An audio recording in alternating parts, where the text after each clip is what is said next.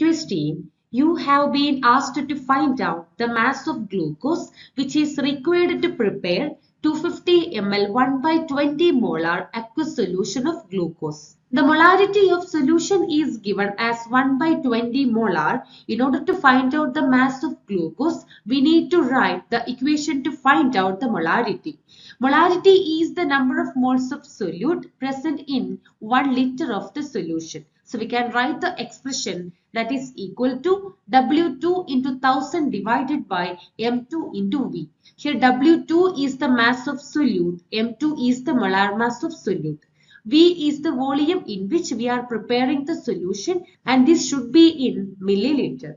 Now we can substitute the values in this equation and we can rearrange the same equation to find out the value of W2, that is the mass of glucose. The molarity is 1 by 20 and the volume is 250 ml. So we can write 1 by 20 is equal to W2 into 1000 divided by 180 into 250 because molar mass of glucose is given as 180.